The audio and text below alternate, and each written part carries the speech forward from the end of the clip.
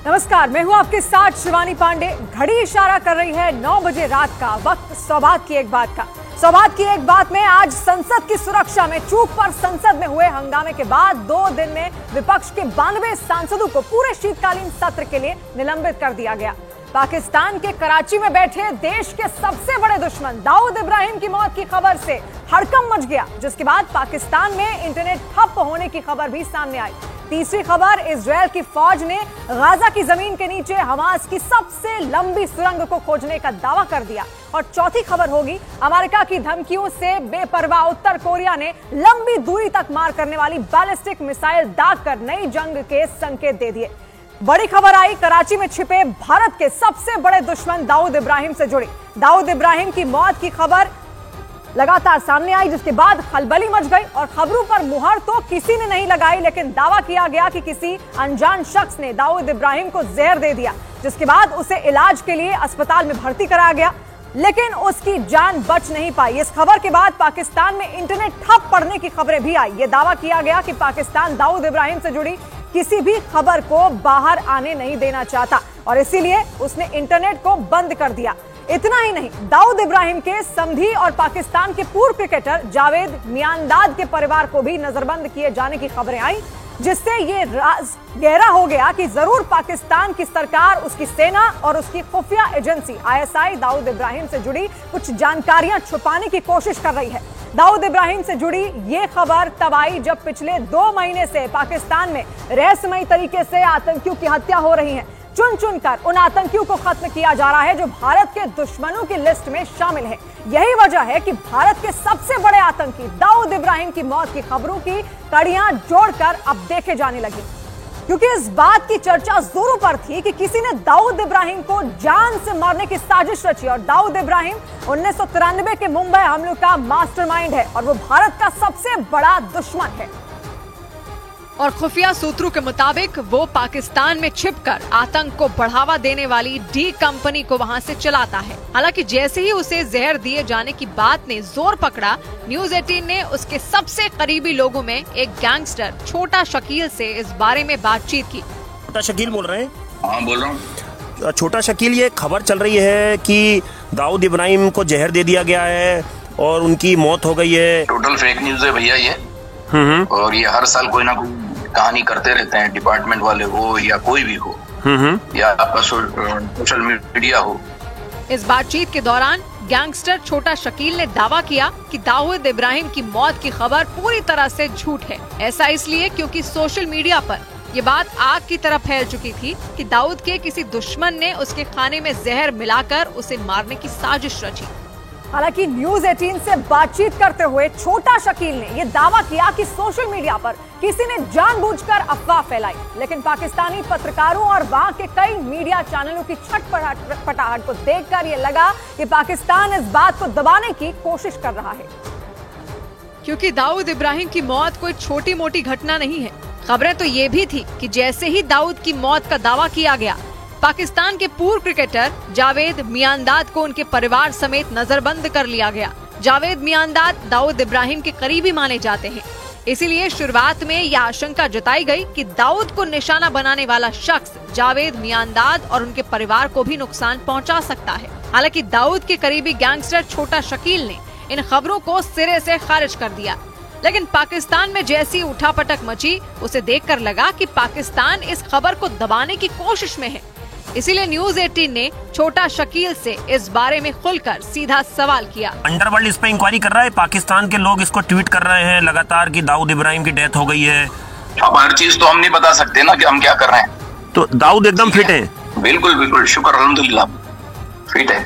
इस बातचीत के दौरान गैंगस्टर छोटा शकील ने ये दावा किया कि दाऊद का जन्मदिन नजदीक है और इसी वजह से उसकी मौत की खबरें उड़ाई जा रही हैं। और बातों बातों में गैंगस्टर छोटा शकील ने यह जानकारी भी दे दी कि गैंगस्टर दाऊद के जन्मदिन की तैयारियां जोरों पर हैं, जिसका सीधा मतलब यह हुआ कि पाकिस्तान में भारत की हिट लिस्ट में मौजूद आतंकियों की एक बहुत बड़ी पार्टी होने वाली है। क्योंकि छोटा शकील ने न्यूज 18 से बातचीत करते हुए ये दावा किया कि डी कंपनी दाऊद के जन्मदिन की तैयारियों में लगी हुई है। अंडरवर्ल्ड सरगना दाऊद 26 दिसंबर को अपना जन्मदिन मनाता है और गैंगस्टर छोटा शकील के मुताबिक इस बार भी वो हर बार की तरह एक बड़ा जलसा करने वाला है। दाऊद इब्राहिम का बर्थडे आ रहा है, क्या बड़ा सेलिब्रेशन हो रहा है उसमें? ये बताओ। तो हर साल मनाते हैं और अच्छे तरीके से धूमधाम से मनाते, कोई नई बात तो है नहीं। तो इस बार भी धूमधाम, वही पता है, इस बार भी धूमधाम से मनाया जा रहा है। बिल्कुल मनाएंगे।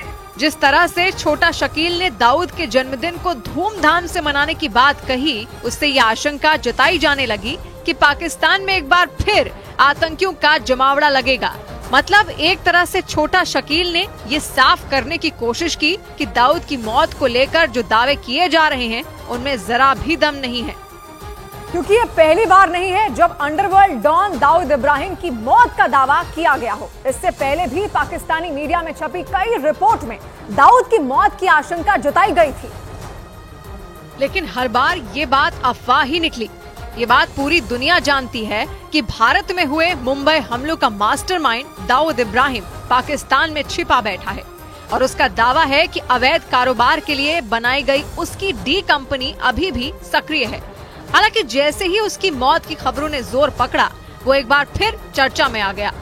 इससे पहले 2020 में ये दावा किया गया था कि दाऊद इब्राहिम ने कोविड के चलते अपनी जान गंवा दी। हालांकि ये खबर झूठी निकली थी। ऐसी एक खबर 2017 में भी उड़ी थी। तब ये दावा किया गया था कि गैंग्रीन नाम की बीमारी की वजह से पहले उसका पैर काटा गया और फिर उसकी जान चली गई। हालांकि इस दावे में भी दम नहीं था। इससे पहले 2016 में भी पाकिस्तानी मीडिया ने कहा था कि दाऊद इब्राहिम को दिल का दौरा पड़ा और उसकी मौत हो गई, लेकिन हर बार उसके करीबी छोटा शकील ने इन बातों को अफवाह बताया था। ठीक वैसे ही जैसे उसने इस बार किया। इस बार भी दाऊद के करीबी माने जाने वाले छोटा शकील ने साफ कर दिया कि दाऊद को जहर देकर मारने की बातें कोरी अफवाह हैं। और बड़ी खबर आई संसद की सुरक्षा में सेंधमारी से जुड़ी। संसद के शीतकालीन सत्र के 11वें दिन दोनों सदनों से कुल 78 सांसद सस्पेंड कर दिए गए। ऐसा इसलिए हुआ क्योंकि संसद में सुरक्षा चूक के मसले पर लोकसभा में विपक्षी सांसदों ने तख्तियां लहराकर सरकार को घेरने की कोशिश की। इसके बाद लोकसभा स्पीकर ओम बिरला ने 33 सांसदों को सस्पेंड कर दिया। इनमें अधीर रंजन चौधरी समेत कांग्रेस के 11 सांसद, टीएमसी के 9, डीएमके के 9 और दूसरे दलों के 4 सांसद शामिल हैं। और इसी तरह राज्यसभा में भी हंगामा हुआ। इसकी वजह से सभापति जगदीप धनखड़ ने 45 विपक्षी सांसदों को पूरे सत्र के लिए यानी 22 दिसंबर तक निलंबित कर दिया। इससे पहले 14 दिसंबर को लोकसभा से 14 सांसद निलंबित किए गए थे। इस तरह शीतकालीन सत्र से कुल 92 सांसदों को सस्पेंड किया जा चुका है। मतलब विपक्ष के ये 92 सांसद अब शीतकालीन सत्र के बचे 4 दिनों तक संसद की कार्यवाही में शामिल नहीं हो पाएंगे, क्योंकि हफ्ते के पहले ही दिन संसद में विपक्ष के इन सांसदों पर निलंबन की गाज गिर गई। विपक्षी सांसदों ने 13 दिसंबर को संसद में हुई घुसपैठ को लेकर सदन में जोरदार हंगामा किया और उन्होंने मांग की कि इस मसले पर गृह मंत्री और प्रधानमंत्री सदन में आकर बयान दें। इसके लिए विपक्ष के सांसद लगातार लोकसभा और राज्यसभा में जोर जोर से नारेबाजी करते रहे। बेटा एक लड़की के साथ भाग गया था, उसके लड़की के लोकसभा में तो विपक्ष के सांसदों ने तख्तियां तक लहराई। इसके बाद संसद में विपक्षी सांसदों पर बड़ी कार्रवाई हुई और एक साथ दोनों सदनों में कुल 78 सांसदों को निलंबित कर दिया गया। लोकसभा में स्पीकर ने कार्रवाई करते हुए कांग्रेस नेता अधीर रंजन चौधरी समेत विपक्ष के 33 सांसदों को सस्पेंड कर दिया, जबकि राज्यसभा में कांग्रेस सांसद जयराम रमेश समेत कुल 45 सांसदों को निलंबित कर दिया गया। इससे पहले 13 लोकसभा के और 1 राज्यसभा के सांसद सस्पेंड हो चुके थे। यानी इस सत्र में अब तक विपक्ष के कुल 92 सांसदों को निलंबित किया जा चुका है। और इसके लिए सत्ता पक्ष ने विपक्ष को ही जिम्मेदार ठहरा दिया। सत्ता पक्ष के सांसदों के मुताबिक विपक्ष ने स्पीकर का अपमान किया, क्योंकि उनकी बार बार की गई शांति की अपील के बाद भी विपक्षी सांसद सदन में नारेबाजी और हंगामा करते रहे। और इसी वजह से विपक्षी सांसदों के खिलाफ ये सख्त कार्रवाई की गई। केंद्रीय मंत्री और राज्यसभा सांसद पीयूष गोयल ने आरोप लगाया कि सदन न चलने देना भी विपक्ष के सांसदों का एक प्लान ही है। बार बार अनुरोध पर अपमान किया गया, लेकिन विपक्ष अपने सांसदों के निलंबन पर विफर गया। उसने इस कार्रवाई को सत्ता पक्ष की तानाशाही करार दिया। उनको ये लगा कि बहुमत की बाहुबली को डंडा घुमा के सबको ठंडा कर देंगे, विपक्ष की जुबान को बंद कर देंगे, इसलिए वो ये करके दिखाया। सदन के अंदर मचे बवाल के बीच संसद के मकर द्वार पर उन 14 सांसदों में 4 सांसद भी नजर आए जिन्हें शुक्रवार को निलंबित किया गया था। वो वहां सरकार के खिलाफ प्रदर्शन कर रहे थे। उसी वक्त वहां सोनिया गांधी पहुंची और सदन में जाने के लिए सीढ़ियां चढ़ने लगी। प्रदर्शन कर रहे सांसदों के पास पहुंचकर सोनिया ने कुछ कहा और फिर उनके बीच से होती हुई संसद के अंदर चली गयी। इस दौरान उनके साथ अधीर रंजन चौधरी भी दिखाई दिए जिन्हें बाद में निलंबित कर दिया गया। हालांकि ऐसा पहली बार नहीं है जब इतनी बड़ी संख्या में सांसदों को संसद की कार्यवाही के दौरान सस्पेंड किया गया हो। इससे पहले 1989 में भी संसद में हंगामा करने वाले सांसदों पर बड़ी कार्रवाई हुई थी और एक साथ 63 सांसदों को संसद के सत्र से निलंबित कर दिया गया था। उस वक्त देश के प्रधानमंत्री राजीव गांधी थे और संसद में जस्टिस ठक्कर कमीशन की रिपोर्ट पेश की गई थी जिस पर संसद में हंगामा हुआ था। उस वक्त कांग्रेस की राजीव गांधी सरकार के पास 400 सांसद थे और भारी बहुमत था। उस वक्त विरोध कर रहे 63 सांसदों को एक साथ निलंबित कर दिया गया था।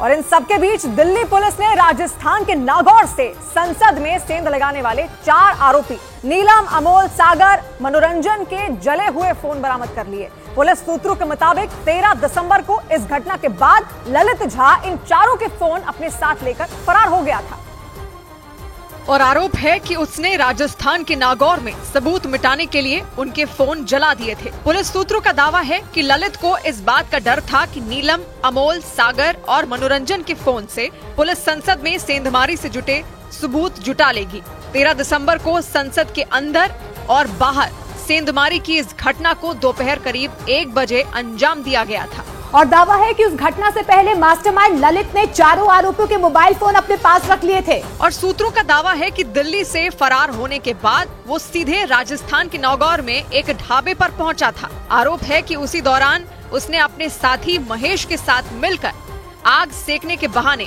अलाव में उन चारों मोबाइल फोन को आग के हवाले कर दिया। हालांकि बाद में दिल्ली पुलिस की एक टीम ने उसकी निशानदेही पर नागौर के उस ढाबे के पास से फोन बरामद कर लिए। हालांकि सभी मोबाइल फोन बुरी तरह जले हुए हैं, लेकिन इसके बाद भी पुलिस की टीम फोन का डेटा जुटाने में लगी है ताकि 13 दिसंबर को संसद की सुरक्षा में सेंधमारी की पूरी साजिश से पर्दा उठाया जा सके।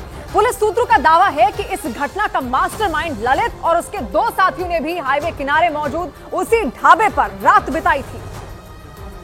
और ललित के उन दोनों साथियों के नाम हैं महेश कुमावत और कैलाश कुमावत। दोनों आपस में रिश्तेदार हैं। महेश कुमावत 9वीं पास है और उसी के साथ ललित ने दिल्ली पुलिस के सामने सरेंडर किया था।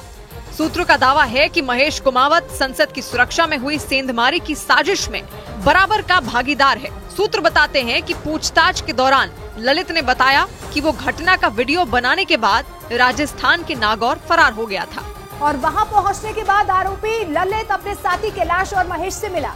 और सूत्रों के मुताबिक महेश ने प्लान के तहत शिव होटल एंड रेस्टोरेंट नाम के इस छोटे से ढाबे पर ललित के रहने का इंतजाम किया था। सिर्फ ललित ही नहीं बल्कि महेश और कैलाश ने भी हाईवे के किनारे मौजूद इसी ढाबे पर रात बिताई थी। सूत्रों का दावा है कि महेश ने जानबूझकर इस ढाबे को चुना था क्योंकि यहाँ पर कोई सीसीटीवी कैमरा नहीं लगा था और इसी वजह से बकायदा रेकी कर महेश ने ललित को छिपाने के लिए इस ढाबे को चुना था। पुलिस के सूत्र बताते हैं कि जांच में इस बात का भी पता चला कि मनोरंजन और सागर के साथ संसद में महेश भी घुसने वाला था। यानी सागर और मनोरंजन की तरह लोकसभा के दर्शक दीर्घा से महेश के कूदने की प्लानिंग की गई थी। पुलिस सूत्रों का दावा है कि प्लान के तहत राजस्थान के नागौर के रहने वाले महेश को भी दूसरे आरोपियों की तरह दिल्ली के नजदीक गुरुग्राम आना था।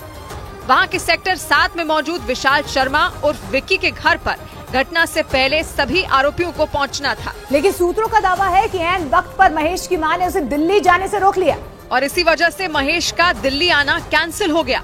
सूत्रों का दावा है कि महेश के नहीं आने के बाद ललित को आखिरी वक्त में प्लान बदलना पड़ा।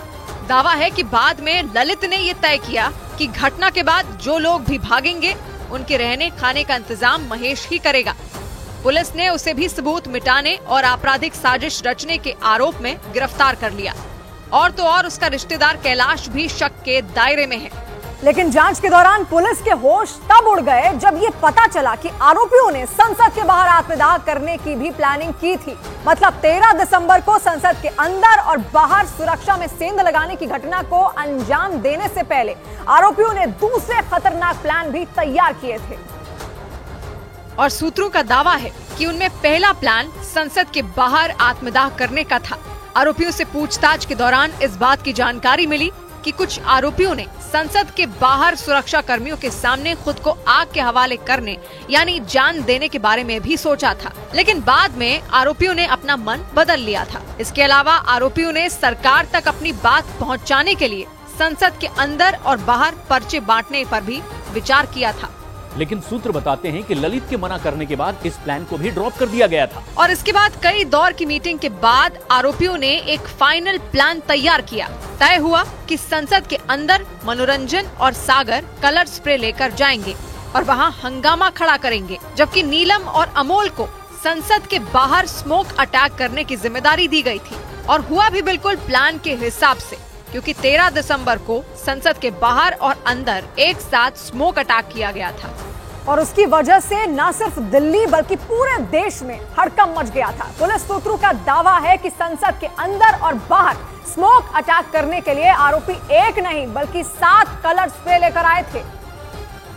और पुलिस सूत्रों का दावा है कि महाराष्ट्र के लातूर के रहने वाले आरोपी अमोल शिंदे ने स्मोक स्प्रे का इंतजाम किया था। पूछताछ में ये बात भी सामने आई कि अमोल संसद में स्मोक अटैक करने के लिए एक नहीं बल्कि 7 कलर स्प्रे लेकर पहुंचा था। उसने पूछताछ में ये भी बताया कि उसने कलर स्प्रे महाराष्ट्र के ठाणे जिले के कल्याण इलाके से खरीदा था। दावा है कि संसद के अंदर कलर स्प्रे ले जाने के लिए लखनऊ के रहने वाले आरोपी सागर ने खास तरह के 2 जोड़ी जूते भी बनवाए थे। सूत्रों का दावा है कि संसद के अंदर सागर और मनोरंजन जूतों में छिपाकर एक एक कलर स्प्रे ही ले जा सकते थे। लेकिन अंदर पहुंचने के बाद दोनों आरोपियों ने प्लान के तहत दर्शक दीर्घा से लोकसभा में छलांग लगा दी थी। बाद में पकड़े जाने से पहले सागर और मनोरंजन ने वहां स्मोक अटैक कर सांसदों के बीच दहशत फैला दी थी। सूत्र बताते हैं कि बाकी के 5 कलर स्प्रे नीलम और अमोल के पास थे और दोनों ने संसद के बाहर प्रदर्शन के दौरान स्मोक अटैक किया था। और पुलिस सूत्रों का यह भी दावा है कि पुलिस को चकमा देने के लिए इस साजिश में शामिल सभी आरोपी सिग्नल ऐप पर एक दूसरे से बातचीत करते थे। ये एक ऐसा ऐप है जिस पर हुई बातचीत को आसानी से ट्रेस नहीं किया जा सकता, इसीलिए इसका इस्तेमाल बड़े बड़े गैंगस्टर एक दूसरे से संपर्क साधने के लिए करते हैं।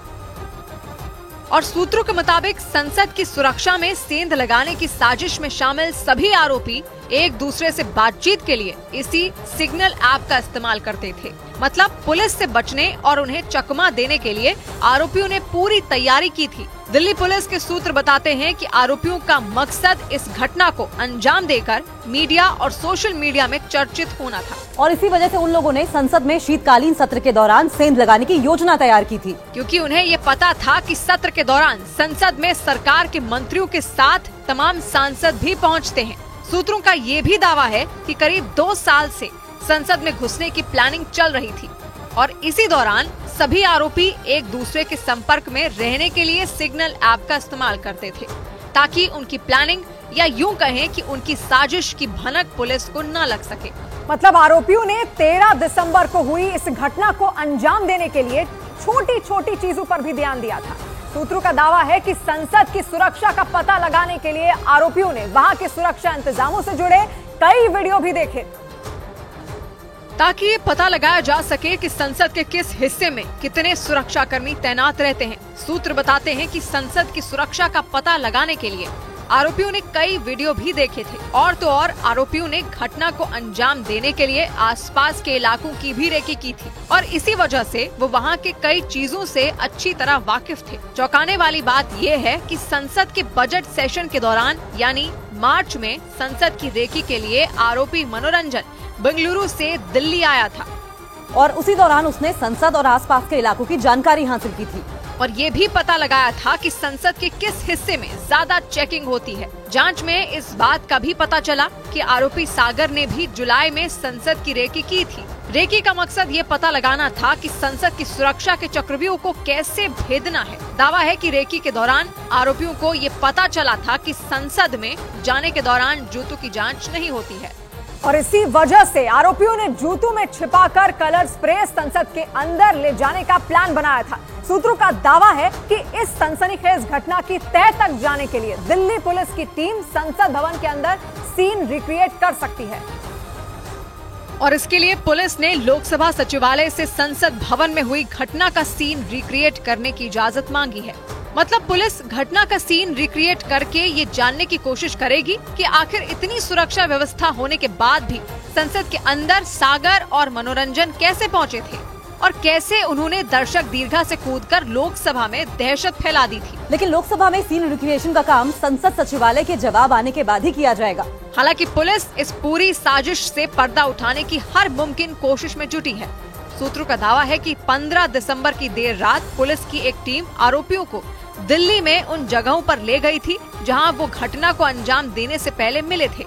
और तो और सूत्रों का दावा है कि दिल्ली पुलिस इस मामले में कर्नाटक से बीजेपी सांसद प्रताप सिम्हा का बयान दर्ज करने की भी तैयारी में है, क्योंकि इन्हीं के पास पर आरोपी सागर और मनोरंजन संसद के अंदर दाखिल हुए थे और पकड़े जाने से पहले अपने जूतों से कलर स्प्रे निकालकर लोकसभा में स्मोक अटैक कर दिया था। और सूत्रों का दावा है कि संसद में कलर स्प्रे ले जाने के लिए आरोपी सागर ने लखनऊ से 700 रुपए में 2 जोड़ी जूते खरीदे थे और फिर उन जूतों को कुछ इस तरीके से तैयार किया था कि उनमें आसानी से कलर स्प्रे छिपाया जा सके। मतलब आरोपी सागर ने संसद में कलर स्प्रे ले जाने के लिए खास तरह के जूते बनवाए थे, लेकिन इस बात का पता नहीं चल सका था कि सागर ने जूते कहां से बनवाए और उनमें कैसे बदलाव करवाए थे। इसीलिए दिल्ली पुलिस की एक टीम मामले की जाँच के लिए लखनऊ पहुँच गयी। इस दौरान पुलिस को ये पता चला कि सागर ने लखनऊ के आलमबाग इलाके में मौजूद एक दुकान से 700 रुपए में 2 जोड़ी जूते खरीदे थे। सर उनसे क्या किस तरह की पूछताछ की गई है? सूत्र बताते हैं कि जांच के दौरान दिल्ली पुलिस ने दुकान के मालिक से भी पूछताछ की और उनके बयान दर्ज किए। इसके अलावा पुलिस ने दुकान में लगे सीसीटीवी कैमरे भी खंगाले। पुलिस एफआईआर के मुताबिक आरोपी सागर ने जिस जूते में कलर स्प्रे छिपाया था उसके सोल को इस तरह से मोटा बनाया गया था कि उसमें कलर स्प्रे आसानी से छिपाया जा सके। और बड़ी खबर आई पाकिस्तान में एक और आतंकी की हत्या से जुड़ी। इस बार अज्ञात हमलावरों ने लश्कर के कमांडर हबीबुल्लाह और खान बाबा को निशाना बनाया। खान बाबा के नाम से मशहूर ये आतंकी लश्कर के चीफ हाफिज सईद का बेहद करीबी माना जाता था। उसे पाकिस्तान के खैबर पख्तूनख्वा इलाके में कुछ हमलावरों ने अचानक गोलियों से भून डाला। दिसंबर के महीने में ये पाकिस्तान में मारा गया दूसरा आतंकी है और इसे भी अज्ञात हमलावरों ने गोलियों का निशाना बनाया। हबीबुल्लाह उर्फ खान बाबा भारत के दुश्मनों की हिट लिस्ट में शुमार था। लश्कर का ये आतंकी हाफिज सईद का बेहद करीबी और भरोसेमंद माना जाता था और इसीलिए उसकी इस तरह से हुई हत्या ने आतंकी संगठनों के आकाओं को भी हिलाकर रख दिया। हबीबुल्लाह लश्कर के बड़े कमांडरों में एक माना जाता था। खुफिया सूत्रों के मुताबिक पाकिस्तान के खैबर पख्तूनख्वा के टांक में छिपकर बैठे हबीबुल्लाह उर्फ खान बाबा पर हमलावरों ने सरेआम गोलियां बरसा दी और इसका असर ये हुआ कि लश्कर का ये कुख्यात कमांडर सरेआम मारा गया। और ये वही आतंकी है जो 2016 से भारत के निशाने पर था, क्योंकि हबीबुल्लाह पर 2016 में उरी में सेना के कैंप पर हुए हमले में शामिल होने का आरोप था। इस हमले में सेना के 20 जवान शहीद हुए थे। इसके बाद 2019 में पुलवामा में जो हमला हुआ उसमें भी इसके शामिल होने की आशंका जताई गई थी। इस हमले में सीआरपीएफ के 40 जवानों की शहादत हो गई थी और इन्हीं हमलों की साजिश रचने की वजह से हबीबुल्लाह को लश्कर के चीफ हाफिज सईद का करीबी माना जाता था और इसी वजह से उसकी हत्या के बाद लश्कर में भूचाल आ गया। माना जा रहा है कि हबीबुल्लाह और खान बाबा की मौत ने लश्कर के चीफ हाफिज सईद की भी नींद उड़ाकर रख दी, क्योंकि सूत्रों के मुताबिक खान बाबा के नाम से मशहूर ये आतंकी हाफिज सईद के इशारों पर लश्कर में भर्ती का काम देखता था। सूत्रों का दावा है कि खान बाबा के कंधों पर ही लश्कर में युवाओं की भर्ती कराने की जिम्मेदारी होती थी। इसके अलावा वो भारत में आतंकियों के घुसपैठ में भी अहम भूमिका निभाता था। और खान बाबा की हाफिज सईद से नजदीकी का अंदाजा इसी बात से लगाया जा सकता है कि लश्कर ने भारत पर जितने भी बड़े हमले किए उन सब में खान बाबा यानी हबीबुल्लाह का हाथ था। और जब अज्ञात हमलावरों ने उसे गोलियों से भूना तो हाफिज सईद के पैरों तले जमीन खिसक गई। क्योंकि कुछ दिन पहले ही हाफिज के एक और करीबी अदनान अहमद को भी इसी तरह से मौत के घाट उतारा गया था और अब खान बाबा का काम तमाम कर दिया गया। खबर है कि हाफिज सईद ने अपने दोनों करीबियों की जान बचाने के लिए इन्हें अलग अलग शहरों में छिपा कर रखा था, लेकिन इसके बावजूद 20 दिन के अंदर अंदर इन दोनों को ढेर कर दिया गया। और जैसे ही इस हत्याकांड की खबर सामने आई, आतंकी संगठन लश्कर में भगदड़ मच गई, क्योंकि लश्कर ए तैयबा पहले से ही इस बात से परेशान है कि पाकिस्तान में उसके आतंकी मारे जा रहे हैं और वो ये समझ ही नहीं पा रहा कि आखिर उसके आतंकियों को कौन ठिकाने लगा रहा है। सूत्रों के मुताबिक इन हमलों से परेशान होकर लश्कर ने अपने आतंकियों की सुरक्षा में पूरी ताकत झोंक दी थी। यहाँ तक कि कुछ दिन पहले हाफिज सईद ने ये निर्देश दिए थे कि लश्कर का कोई भी कमांडर अपने घर से ना निकले। उन्हें नमाज अदा करने के लिए मस्जिद जाने की इजाजत तक नहीं दी गई थी। इसके अलावा उन्हें जलसों और शादियों में शामिल होने से भी रोक दिया गया था, क्योंकि आशंका जताई जा रही थी कि हमलावर लश्कर के आतंकियों को भीड़ में निशाना बना सकते हैं।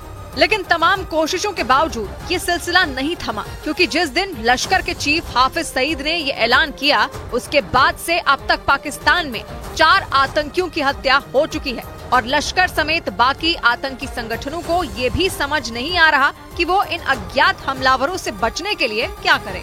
और ऐसा इसलिए क्योंकि साल भर में पाकिस्तान में छिपे 20 से ज्यादा बड़े आतंकी मारे जा चुके हैं। मतलब एक के बाद एक वहां आतंकी ढेर किए जा रहे हैं और उन्हें कौन मार रहा है, इसके बारे में अब तक कुछ भी नहीं पता चल सका है। और माना जा रहा है कि इसी बात ने पाकिस्तान में छिपकर बैठे सैकड़ों आतंकवादियों को टेंशन में डाल रखा है, क्योंकि अगला नंबर किसका होगा ये किसी को नहीं मालूम। लेकिन इन हमलों की वजह से खुद को शेर बताने वाले कई आतंकी गीदड़ों की तरह दुबकने को मजबूर हो गए। एक रिपोर्ट के मुताबिक पाकिस्तान में अब तक 23 आतंकी मारे जा चुके हैं। इन आतंकियों में लश्कर ए तैयबा और जैश ए मोहम्मद के कई बड़े कमांडर शामिल हैं। कुछ दिन पहले ही लश्कर के बड़े नामों में शामिल अकरम खान को बाजौर में गोली मार दी गई थी। इसके अलावा जैश के कमांडर शाहिद लतीफ को भी इसी तरह मौत के घाट उतारा गया। और सिर्फ यही नहीं, बल्कि खालिस्तानी आतंकी परमजीत सिंह पंजवार को भी वहां गोलियों से भून दिया गया। और इनमें ज्यादातर आतंकी वो थे जिन पर भारत में आतंकी घटनाओं को अंजाम देने के आरोप थे। मतलब साल भर के अंदर पाकिस्तान में छिपे भारत के 20 से ज्यादा दुश्मन ढेर कर दिए गए। हालांकि इन्हें किसने मारा और क्यों मारा, इस बात की गुत्थी अब तक नहीं सुलझ पाई। लेकिन इन्हें जिस तरह से मारा गया उसने सबका दिमाग घुमा कर रख दिया, क्योंकि इन 23 के 23 आतंकियों को बिल्कुल एक ही तरीके से मौत के घाट उतारा गया। मतलब आतंकी अलग थे, तारीख अलग थी, जगह भी अलग थी, लेकिन इन्हें ठिकाने लगाने का पैटर्न एकदम एक सा था। और इसी बात से पाकिस्तान के सभी आतंकी संगठन सख्ते में आ गए, क्योंकि साल भर में मारे गए इन 23 आतंकियों को अज्ञात हमलावरों ने निशाना बनाया। सूत्रों के मुताबिक इन्हें मारने वाले हमलावर मोटरसाइकिलों से आए।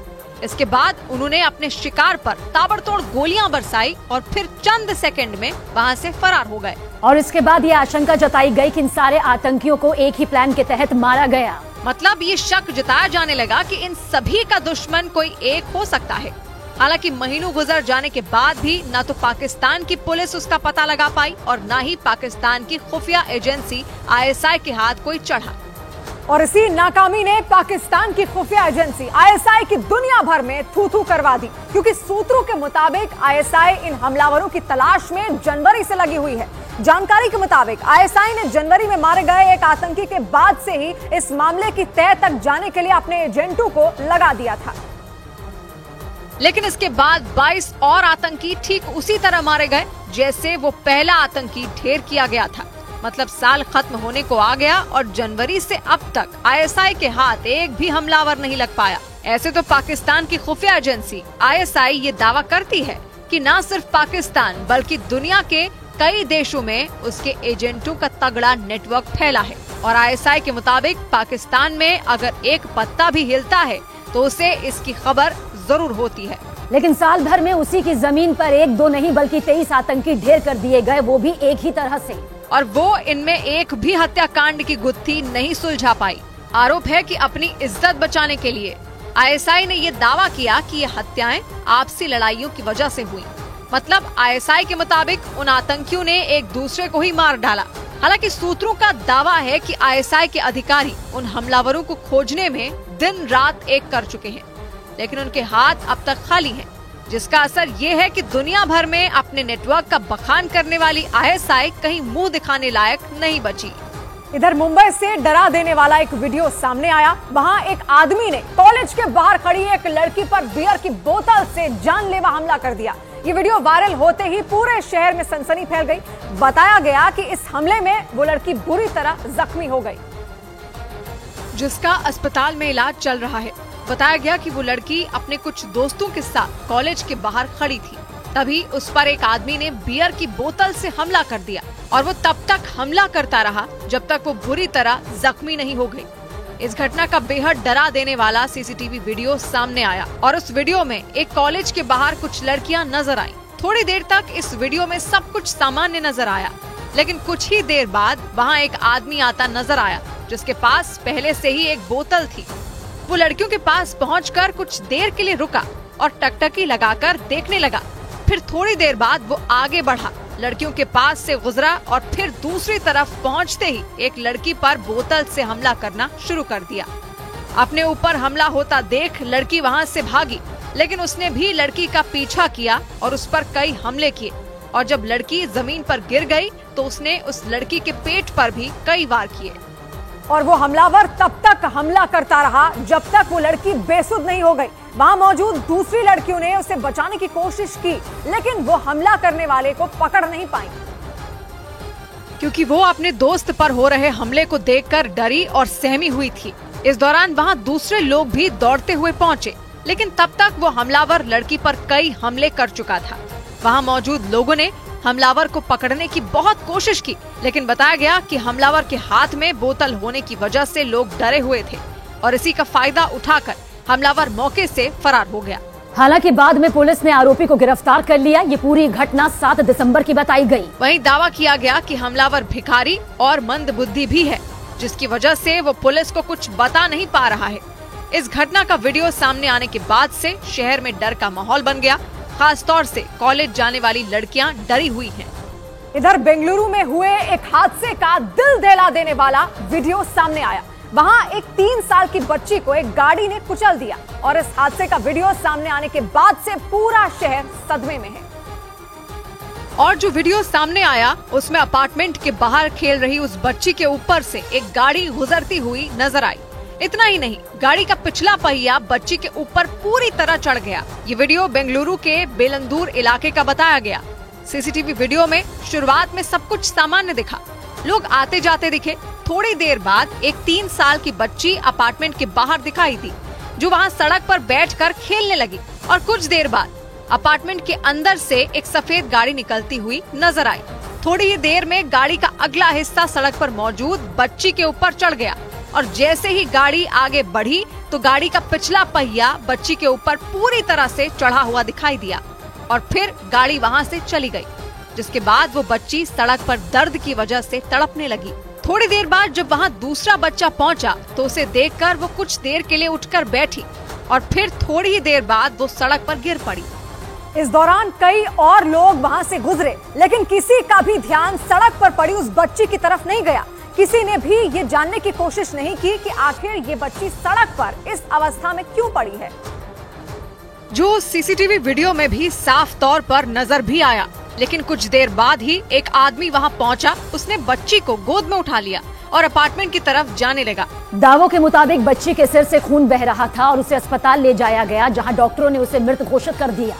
डॉक्टरों के मुताबिक बच्ची के कंधे और पैरों में गंभीर चोट लगी थी और अंदरूनी चोट की वजह से उसकी जान चली गई। वहीं बच्ची के परिजनों की शिकायत पर पुलिस ने केस दर्ज कर लिया और आरोपी को गिरफ्तार करने के लिए CCTV फुटेज की जांच में जुट गई।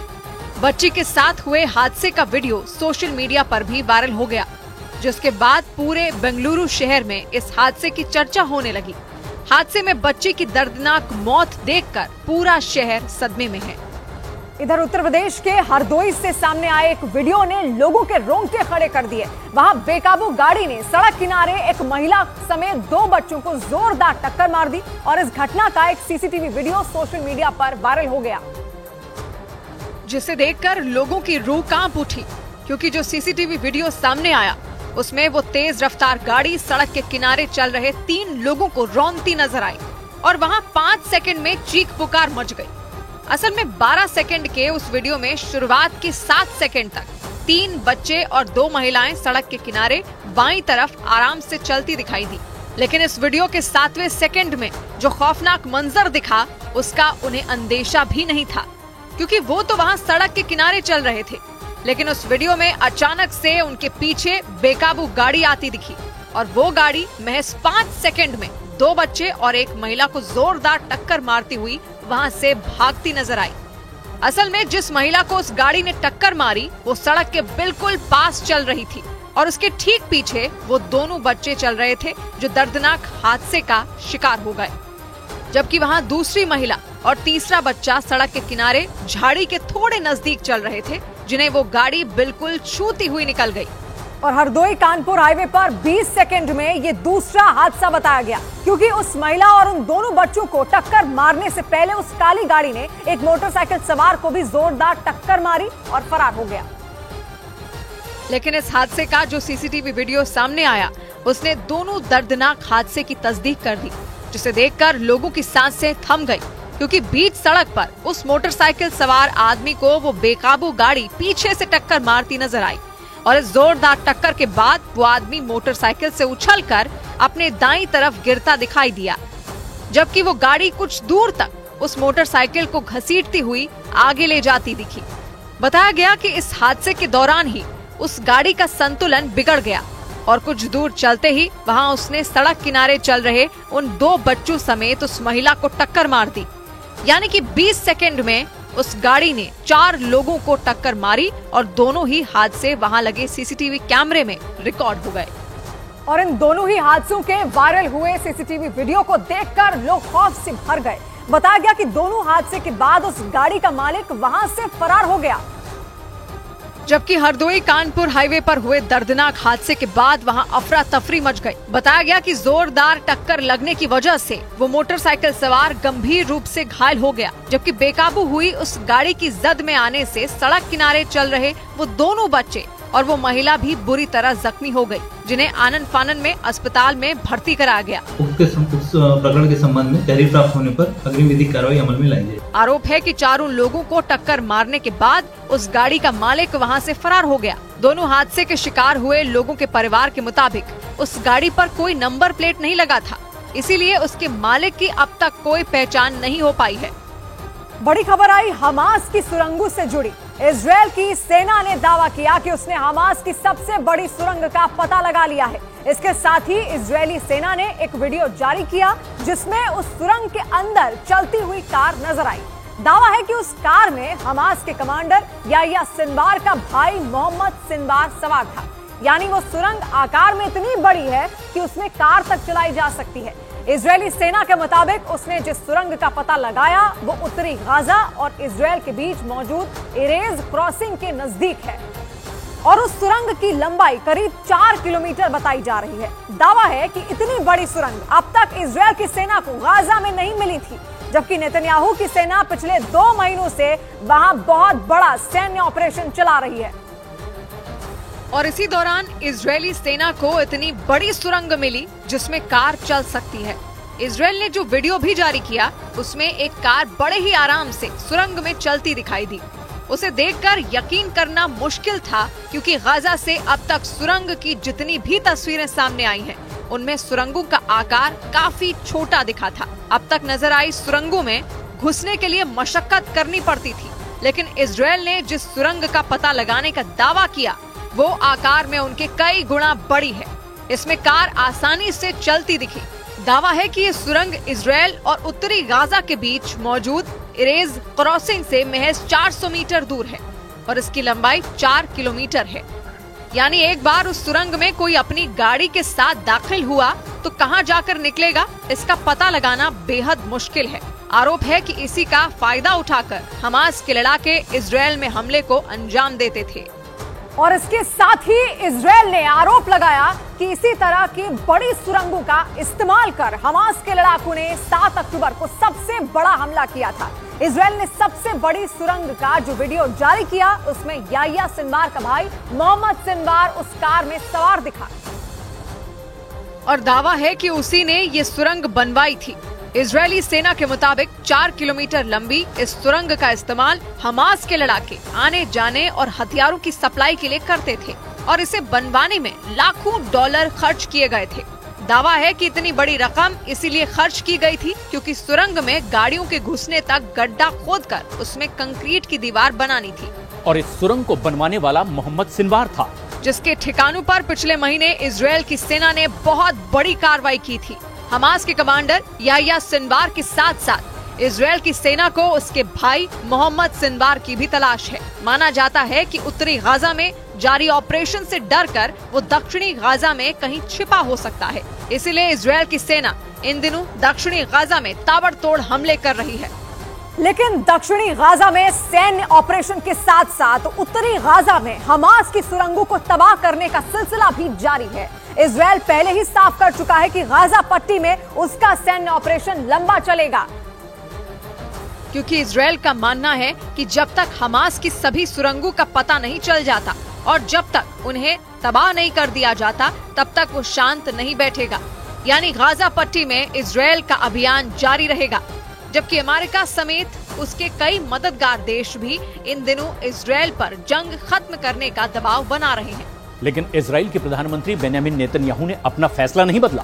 माना जा रहा है कि उत्तरी गाजा में सबसे बड़ी सुरंग का पता लगाने के बाद उसे दुनिया को दिखाकर इजरायल ने ये साबित करने की कोशिश की कि हमास के इरादे कितने खतरनाक हैं, क्योंकि अब तक की सबसे बड़ी सुरंग जहां मिली वहां से इरेज क्रॉसिंग बेहद नजदीक है।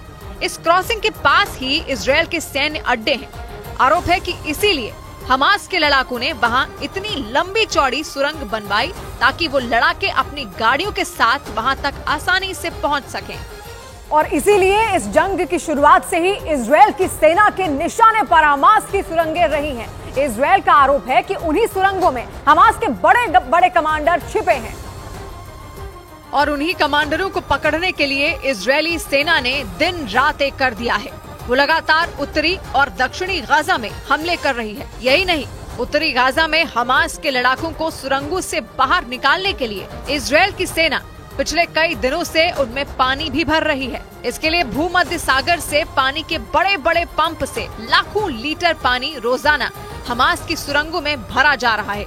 इसका मकसद लड़ाकों को किसी भी तरह सुरंगों से बाहर निकालना है, क्योंकि पानी भरने से या तो वो लड़ाके सुरंगों के अंदर ही डूबकर मर जाएंगे या फिर वो जैसे ही बाहर निकलेंगे इजरायली सेना उन्हें पकड़ लेगी। हालांकि इस काम में लंबा वक्त लगने की संभावना है, क्योंकि माना जाता है कि गाजा में हमास की सुरंगों का जाल करीब 500 किलोमीटर लंबा है। इजरायल को ऐसी कई सुरंगें अस्पतालों और स्कूलों के नीचे से भी मिली हैं। इसी वजह से उत्तरी गाजा के सैकड़ों अस्पताल और स्कूल भी इजरायल के भीषण हमलों में तबाह हो चुके हैं।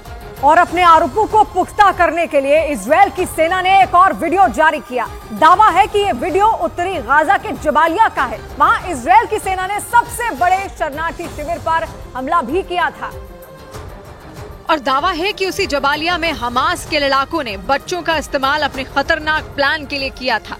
इजरायल ने जो वीडियो जारी किया उसमें उसकी सेना इलाके में छापेमारी करती नजर आई। इसी दौरान एक इमारत में बच्चों का एक कमरा नजर आया। उस कमरे में बच्चों से जुड़ी चीजें रखी हुई थी, लेकिन जब इजरायली सेना ने उसकी तलाशी ली तो उसी कमरे में एक सुरंग मिली। दावा है कि इस सुरंग का इस्तेमाल हमास के लड़ाके करते थे। यानी दुनिया को धोखा देने के लिए हमास के लड़ाकों ने स्कूलों और अस्पतालों की आड़ में सुरंगें बनाई थी ताकि वो आसानी से छिप सके। गाजा में इजरायल की सेना इस तरह की कई सुरंगों का पता लगा चुकी है और ये कार्रवाई इजरायल की मुख्य पैदल सेना इकाइयों में एक नाहल ब्रिगेड के सैनिकों के जिम्मे है। इसी यूनिट के सैनिक इन दिनों हमास की सुरंगों को बर्बाद करने में जुटे हैं और दावा है कि हमास ने जानबूझकर अपनी कई सुरंगों को इजरायल की सीमा के नजदीक बनाया था ताकि उसके लड़ाकों के लिए बॉर्डर तक छिपकर पहुंचना आसान हो सके। और जिस लंबी सुरंग का दावा इजरायल की सेना कर रही है वो भी उसकी सीमा के नजदीक ही मिली है। 7 अक्टूबर से पहले तक इरेज क्रॉसिंग से गाजा के कई लोग इजराइल में दाखिल होते थे। उनमें बड़ी संख्या मजदूरों की होती थी, तो साथ ही इलाज करवाने वाले मरीजों की भी। लेकिन उसी सीमा से महज कुछ दूरी पर हमास की इतनी लंबी सुरंग के मिलने से इजराइल की सेना भी हैरान है, क्योंकि उसे खबर नहीं थी कि उसके सैन्य अड्डे के नजदीक हमास इतनी बड़ी साजिश रच रहा है। आरोप है कि 7 अक्टूबर के दिन उसी सुरंग से बाहर निकलकर हमास के लड़ाकों ने इरेज क्रॉसिंग के नजदीक भी इजराइल के इलाकों में तबाही मचाई थी। उनके हमले में 3 इजरायली सैनिकों की मौत हो गई थी और उस वक्त हमास के लड़ाकों ने वहां से कुछ लोगों को बंधक भी बना लिया था। उसी हमले के बाद से इजराइल ने हमास के खिलाफ सबसे बड़ी जंग छेड़ रखी है। फिलिस्तीन का दावा है कि पिछले 2 महीनों में गाजा में 18,000 से ज्यादा लोग मारे जा चुके हैं और उनमें ज्यादातर महिलाएं और बच्चे हैं। और इसी वजह से इजराइल का सबसे बड़ा दोस्त अमेरिका भी इन दिनों उससे नाराज है। यही नहीं, खबर है कि अमेरिकी रक्षा मंत्री लॉयड ऑस्टिन एक बार फिर इजराइल के दौरे पर जाने वाले हैं। और कतर के टीवी चैनल अल जजीरा के मुताबिक अमेरिका एक बार फिर इजराइल पर सीज फायर का दबाव बना सकता है। पिछले हफ्ते ही अमेरिका के राष्ट्रीय सुरक्षा सलाहकार जेक सलिवन ने इजराइल की यात्रा भी की थी। माना जाता है कि उस दौरान उन्होंने नेतन्याहू को बाइडेन का साफ संदेश सुना दिया था। और अब अमेरिकी रक्षा मंत्री लॉयड ऑस्टिन भी उसी मुद्दे पर इजराइल के प्रधानमंत्री से मुलाकात करने वाले हैं। अमेरिका पहले ही 2 टूक कह चुका है कि अगर इजराइल ने गाजा में हमले नहीं रोके तो वो अपने मददगारों से भी समर्थन खो सकता है। माना जा रहा है अमेरिका अपनी साख बचाने के लिए इजराइल पर दबाव बना रहा है, क्योंकि गाजा में कत्लेआम के लिए इजराइल के साथ साथ उसका नाम भी घसीटा जा रहा है। ऐसे में पूरी दुनिया में अमेरिका की भी किरकिरी हो रही है। इसी वजह से अमेरिका ये दिखाने में जुटा है कि वो गाजा की जंग को खत्म कराने के लिए एड़ी चोटी का जोर लगा रहा है। बड़ी खबर आई गाजा में चल रही भयंकर जंग से जुड़ी। इजराइल पर बढ़ते सीज फायर के दबाव के बीच गाजा में जंग तेज हो गई। इजराइल ने उत्तरी और दक्षिणी गाजा दोनों जगह पूरी ताकत से लड़ना शुरू कर दिया, जबकि इजराइल के सैनिकों के हाथों 3 इजरायली शरणार्थियों की मौत के बाद उस पर दबाव बढ़ गया। इजराइल से तुरंत जंग रोकने की मांग की गई, लेकिन इजराइल ने इस दबाव के जवाब में गाजा में जंग तेज कर दी और उत्तरी और दक्षिणी गाजा में पूरे दम से लड़ने लगा। इजराइल ने दुनिया को बता दिया कि वो किसी दबाव में नहीं आएगा।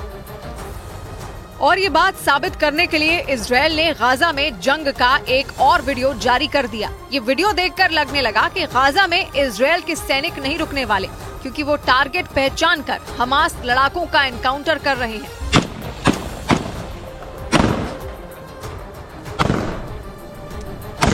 वीडियो में नजर आया कि इजराइल ने एक खास इलाके में ऑपरेशन किया। उसके सैनिक खतरे को सूंघते हुए आगे बढ़े और जैसे ही उन्हें दुश्मन के नजदीक आने की भनक लगी, फायरिंग शुरू हो गई। इजराइल के सैनिकों ने एक मकान को टारगेट किया और अंदर घुसने से पहले दरवाजे पर गोली चलाकर चेक किया कि अंदर कितना बड़ा खतरा है। जबरदस्त फायरिंग के बाद इजराइल के सैनिक अंदर दाखिल हुए और फिर इतनी जबरदस्त मुठभेड़ हुई कि पूरा इलाका धमाके और गोलियों की तड़तड़ाहट से गूंज उठा। ये भयंकर मुठभेड़ ऐसे समय में हुई जब इजराइल पर जंग रोकने का दबाव बन रहा है। लेकिन इजराइल ने जंग रोकी नहीं, उल्टा तेज कर दी। वो अब हमास लड़ाकों से आमने सामने की लड़ाई लड़ रहा है। ये वीडियो इसी का सबूत है, क्योंकि वीडियो में साफ साफ नजर आया कि मकान में घुसते ही इजराइल के सैनिकों को पता चल गया कि हमास लड़ाके कहाँ छिपे हैं और इसीलिए वो उन्हें देखते ही पीछे की ओर भागे। लेकिन भागते भागते उन्होंने उस कमरे में बम फेंक दिया जहां उन्होंने हमास लड़ाके को देखा था।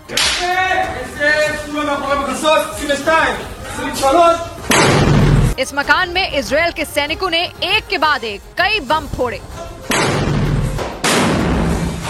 पहली मंजिल पर अपना काम करने के बाद ये सैनिक सीढ़ियों से ऊपर की तरफ बढ़े और हमास लड़ाकों की तलाश की। इस काम में इजराइल के सैनिकों ने ड्रोन का भी इस्तेमाल किया। उन्होंने जिस इमारत में ऑपरेशन किया वहीं की एक खिड़की से ड्रोन छोड़ दिया और ये ड्रोन जैसे ही वहां से निकला, इजराइल के सैनिक दबे पांव से उसके पीछे पीछे आगे बढ़ने लगे। यानी ऊपर से ड्रोन ने इजराइल के सैनिकों को दिशा दिखाई और नीचे इजराइल के सैनिकों ने अपने कदम बढ़ाए और दबे पांव से टारगेट की ओर बढ़ने लगे। बीच बीच में ये गोलियां भी चलाते रहे।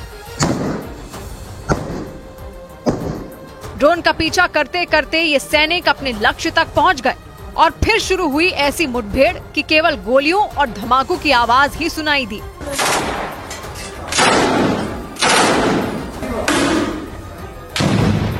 आर पार की इस लड़ाई में दूसरी तरफ से भी जबरदस्त जवाब दिया गया, क्योंकि वीडियो में नजर आया कि इजरायल के सैनिक एक इमारत से निशाना साध रहे थे और दूसरी तरफ से भी गोलियां चल रही थी। इजरायल ने पूरे गाजा में ऐसी ही भयंकर लड़ाई छेड़ रखी है। जबकि गाजा में घुसने से पहले इजरायल की सेना ने कहा था कि वो केवल उत्तरी गाजा में जंग लड़ेगा, लेकिन हमास के लादेन की तलाश ने इजरायल की सेना को उत्तरी गाजा से दक्षिणी गाजा पहुंचा दिया। और जंग के शुरुआती दौर में इजरायल के हमलों से सुरक्षित लग रहे दक्षिणी गाजा में हाहाकार मच गया। खान यूनिस इलाके की तो सूरत ही बदसूरत हो गई, क्योंकि वहां जबरदस्त लड़ाई चल रही है। इसका एक और वीडियो इजरायल ने फिर जारी किया।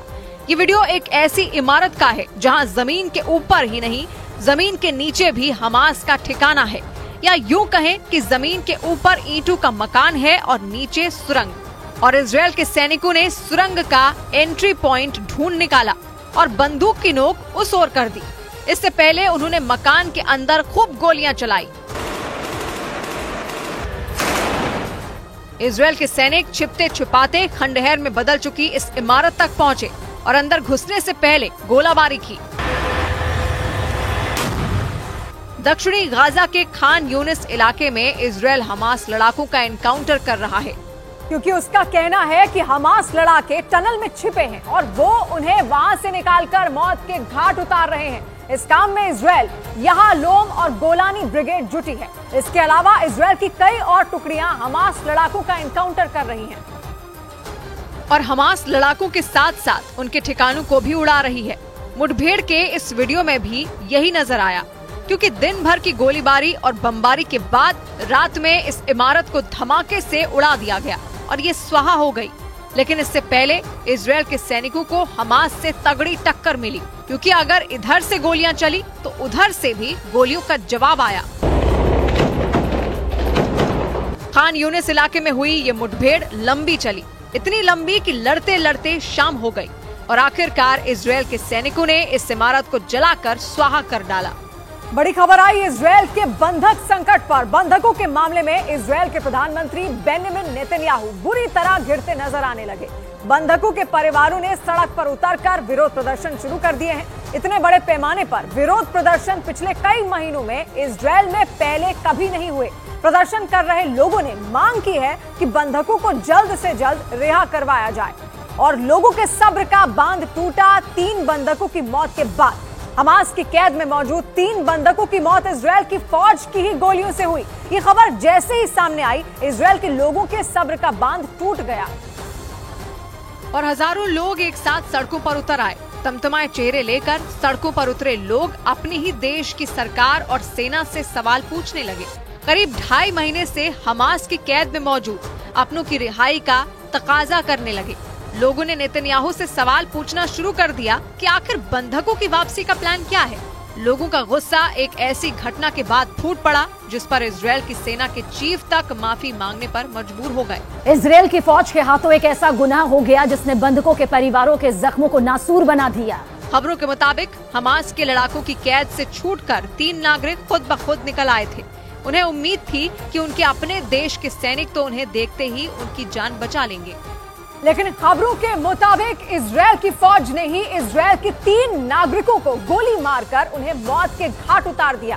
2.5 महीने से हमास के लड़ाकों की कैद में रहने के बाद भागने में सफल हुए 3 नागरिकों की मौत पर पूरे इजरायल में गुस्सा भड़क गया, क्योंकि खबरों के मुताबिक जिस वक्त वो 3 नागरिक हमास की कैद से भागे तब उनके बदन के ऊपरी हिस्से पर कोई कपड़ा नहीं था।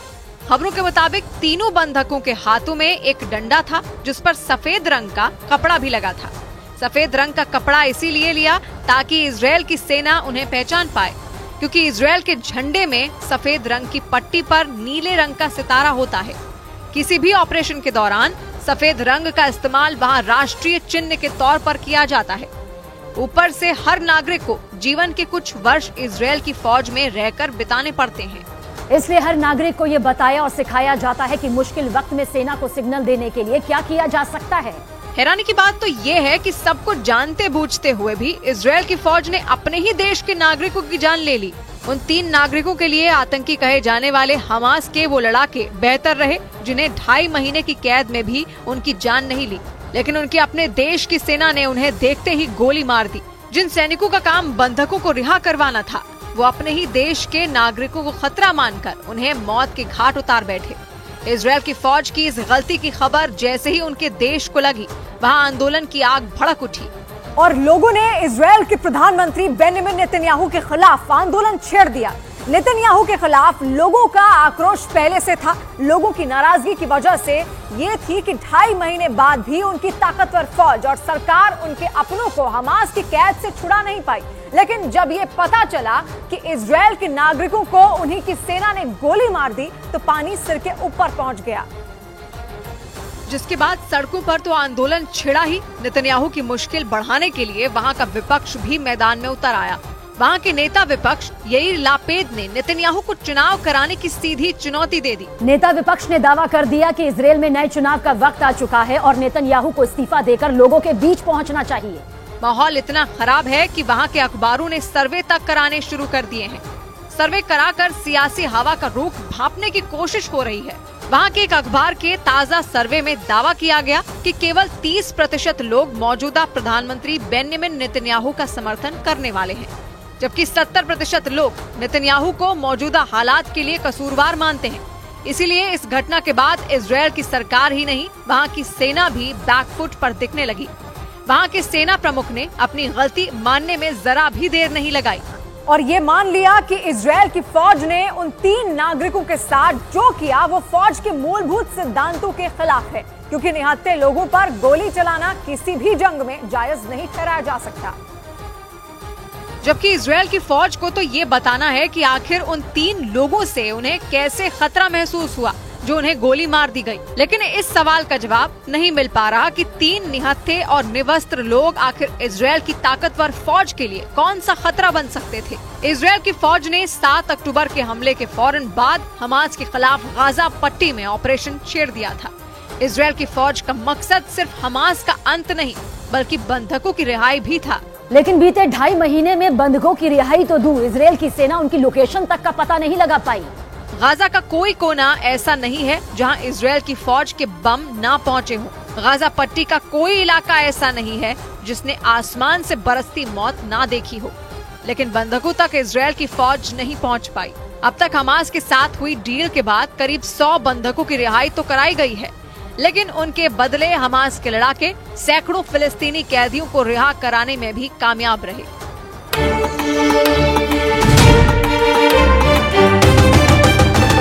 It's time to break free. Break away to the greens. Start again and just let it all go. With JK Tyre's Ranger 80. JK Tyre, total control. ये नया इंडिया, नए नजरिए का इंडिया, जहां लोगों का नंबर 1 भरोसा बनता है, वो जो उनके मुद्दे, उनकी आवाज निडर होकर उठाता है, लोगों की नंबर 1 पसंद बनता है, वो जो सिर्फ रफ्तार नहीं जिम्मेदारी पर भी विश्वास रखता है।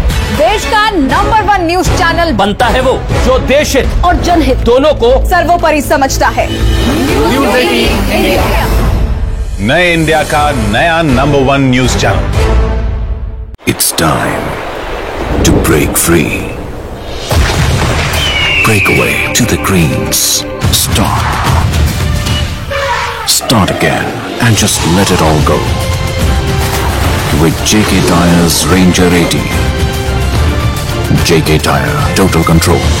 दिल्ली पुलिस ने राजस्थान के नागौर से संसद में सेंध लगाने वाले 4 आरोपी नीलम, अमोल, सागर, मनोरंजन के जले हुए फोन बरामद कर लिए। पुलिस सूत्रों के मुताबिक 13 दिसंबर को इस घटना के बाद ललित झा इन चारों के फोन अपने साथ लेकर फरार हो गया था और आरोप है कि उसने राजस्थान के नागौर में सबूत मिटाने के लिए उनके फोन जला दिए थे। पुलिस सूत्रों का दावा है कि ललित को इस बात का डर था कि नीलम, अमोल, सागर और मनोरंजन के फोन से पुलिस संसद में सेंधमारी से जुटे सबूत जुटा लेगी। 13 दिसंबर को संसद के अंदर और बाहर सेंधमारी की इस घटना को दोपहर करीब 1 बजे अंजाम दिया गया था। और दावा है कि उस घटना से पहले मास्टरमाइंड ललित ने चारों आरोपियों के मोबाइल फोन अपने पास रख लिए थे। और सूत्रों का दावा है कि दिल्ली से फरार होने के बाद वो सीधे राजस्थान के नौगौर में एक ढाबे पर पहुंचा था। आरोप है कि उसी दौरान उसने अपने साथी महेश के साथ मिलकर आग सेकने के बहाने अलाव में उन चारों मोबाइल फोन को आग के हवाले कर दिया। हालांकि बाद में दिल्ली पुलिस की एक टीम ने उसकी निशानदेही पर नागौर के उस ढाबे के पास से फोन बरामद कर लिए। हालांकि सभी मोबाइल फोन बुरी तरह जले हुए हैं, लेकिन इसके बाद भी पुलिस की टीम फोन का डेटा जुटाने में लगी है, ताकि 13 दिसंबर को संसद की सुरक्षा में सेंधमारी की पूरी साजिश से पर्दा उठाया जा सके। पुलिस सूत्रों का दावा है कि इस घटना का मास्टरमाइंड ललित और उसके 2 साथियों ने भी हाईवे किनारे मौजूद उसी ढाबे पर रात बिताई थी। और ललित के उन दोनों साथियों के नाम हैं महेश कुमावत और कैलाश कुमावत। दोनों आपस में रिश्तेदार हैं। महेश कुमावत 9वीं पास है और उसी के साथ ललित ने दिल्ली पुलिस के सामने सरेंडर किया था। सूत्रों का दावा है कि महेश कुमावत संसद की सुरक्षा में हुई सेंधमारी की साजिश में बराबर का भागीदार है। सूत्र बताते हैं कि पूछताछ के दौरान ललित ने बताया कि वो घटना का वीडियो बनाने के बाद राजस्थान के नागौर फरार हो गया था। और वहां पहुंचने के बाद आरोपी ललित अपने साथी कैलाश और महेश से मिला। और सूत्रों के मुताबिक महेश ने प्लान के तहत शिव होटल एंड रेस्टोरेंट नाम के इस छोटे से ढाबे पर ललित के रहने का इंतजाम किया था। सिर्फ ललित ही नहीं, बल्कि महेश और कैलाश ने भी हाईवे के किनारे मौजूद इसी ढाबे पर रात बिताई थी। सूत्रों का दावा है कि महेश ने जानबूझकर इस ढाबे को चुना था, क्योंकि यहाँ पर कोई सीसीटीवी कैमरा नहीं लगा था। और इसी वजह से बकायदा रेकी कर महेश ने ललित को छिपाने के लिए इस ढाबे को चुना था। पुलिस के सूत्र बताते हैं कि जांच में इस बात का भी पता चला कि मनोरंजन और सागर के साथ संसद में महेश भी घुसने वाला था। यानी सागर और मनोरंजन की तरह लोकसभा के दर्शक दीर्घा से महेश के कूदने की प्लानिंग की गई थी। पुलिस सूत्रों का दावा है कि प्लान के तहत राजस्थान के नागौर के रहने वाले महेश को भी दूसरे आरोपियों की तरह दिल्ली के नजदीक गुरुग्राम आना था।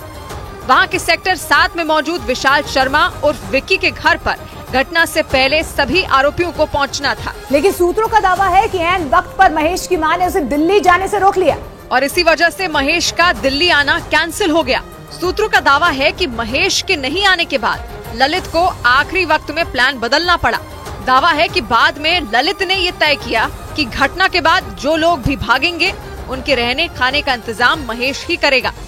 पुलिस ने उसे भी सबूत मिटाने और आपराधिक साजिश रचने के आरोप में गिरफ्तार कर लिया। और तो और उसका रिश्तेदार कैलाश भी शक के दायरे में है।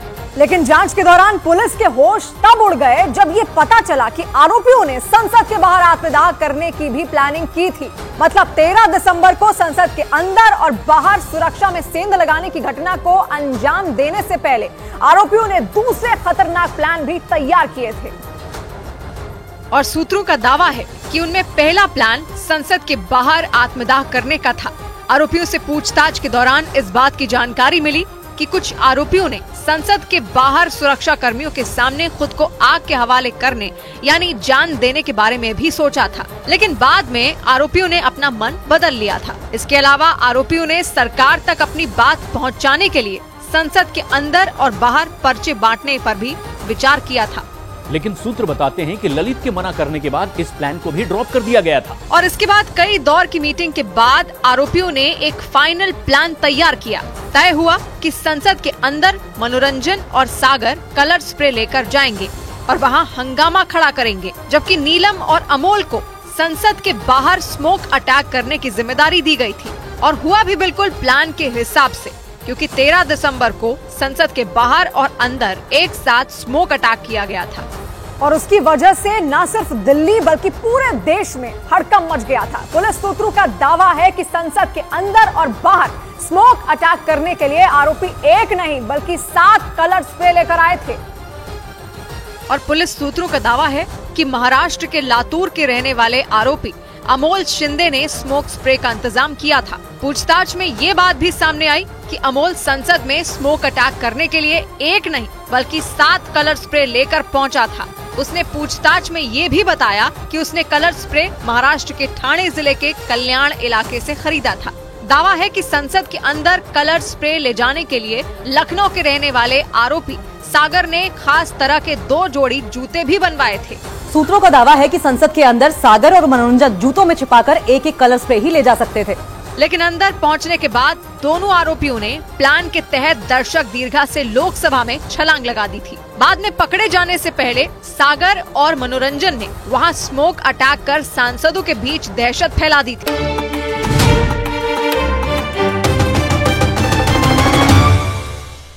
बड़ी खबर आई अमेरिका और उत्तर कोरिया के बीच बढ़े तनाव से जुड़ी। उत्तर कोरिया ने अमेरिका की चेतावनी के बावजूद जापान सागर की ओर 2 बैलिस्टिक मिसाइलें दाग दी और इसके बाद अमेरिका और जापान के साथ दक्षिण कोरिया भी भड़क गया। दक्षिण कोरिया ने उत्तर कोरिया की इस कार्रवाई को जंग के लिए उकसाने वाला बता दिया। पिछले कई हफ्तों से उत्तर कोरिया लगातार अपने दुश्मन देशों को घेरने में जुटा है और इसीलिए उसने अमेरिका को आंख दिखाते हुए एक बार फिर बैलिस्टिक मिसाइलें दाग दी। यानी कि उत्तर कोरिया के शासक किम जोंग उन ने एक बार फिर चेतावनी दे दी कि वो अमेरिका के सामने झुकने वाला नहीं है। और ये माना जा रहा है कि बैलिस्टिक मिसाइलें दाग कर ही उत्तर कोरिया ने अमेरिका को मुंह तोड़ जवाब दे दिया। बताया गया कि किम जोंग उन ने पूर्वी तट से जापान सागर की ओर लंबी दूरी तक मार करने वाली बैलिस्टिक मिसाइल लॉन्च की। लेकिन उत्तर कोरिया की तरफ से दागी गई बैलिस्टिक मिसाइल समंदर में ही जा गिरी। इतना ही नहीं, आरोप है कि इससे कुछ घंटे पहले भी उत्तर कोरिया ने कम दूरी की बैलिस्टिक मिसाइल भी दागी थी।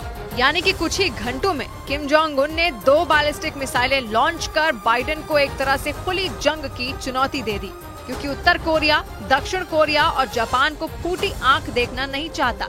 इसलिए उसने अपने दुश्मन देशों के दोस्त अमेरिका को एक बार फिर डराने की कोशिश की। और माना जा रहा है कि अमेरिका की धमकी की वजह से उत्तर कोरिया ने उस पर पलटवार कर दिया, क्योंकि राष्ट्रपति बाइडेन ने चेतावनी दी कि अगर उत्तर कोरिया ने अमेरिका या उसके मित्र देशों के खिलाफ परमाणु हमला किया तो उसका अंजाम बहुत बुरा होगा और किम जोंग उन को इसकी भारी कीमत चुकानी होगी। मतलब कि अमेरिका की कड़ी चेतावनी से उत्तर कोरिया भड़क गया और उसने अमेरिका को इसका जवाब देने की ठान ली। ऐसा इसलिए क्योंकि अमेरिका ने न सिर्फ धमकी दी बल्कि उसने ये साफ कर दिया कि अगर किम जोंग उन ने परमाणु हमले की प्लानिंग की तो वो उसके साम्राज्य को ही मिटा देगा। और ऐसे में अमेरिका और उत्तर कोरिया के बीच जंग छिड़ने की आशंका जताई जाने लगी, क्योंकि ऐसा पहली बार नहीं जब किम जोंग उन ने अमेरिका को धमकाने की कोशिश की हो।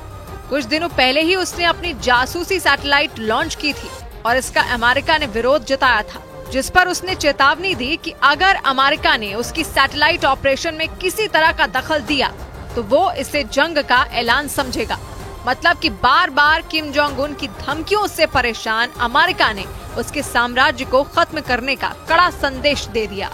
और सिर्फ अमेरिका ही नहीं बल्कि उत्तर कोरिया के बैलिस्टिक मिसाइलें दागने की वजह से जापान ने भी कड़ी आपत्ति जताई, क्योंकि किम जोंग उन ने अपने पूर्वी तट से जापान सागर की ओर बैलिस्टिक मिसाइलें लॉन्च की और इससे जापान पर बड़ा खतरा मंडराने लगा। यानी कि उत्तर कोरिया ने सीधे तौर पर जापान पर हमले की कोशिश की। हालांकि किम जोंग उन की दोनों बैलिस्टिक मिसाइलें समंदर में ही गिर गईं। और ऐसा करके उसने दुनिया के सामने जापान में डर पैदा करने की कोशिश की, जिसके बाद जापान के प्रधानमंत्री फुमियो किशिदा ने उत्तर कोरिया की इस हरकत पर कड़ी आपत्ति जताई। इतना ही नहीं, उन्होंने इस मुद्दे को संयुक्त राष्ट्र में उठाने की बात भी कही।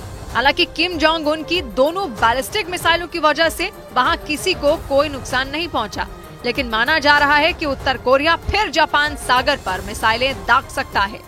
और उत्तर कोरिया की इस हरकत से दक्षिण कोरिया भी भड़क गया।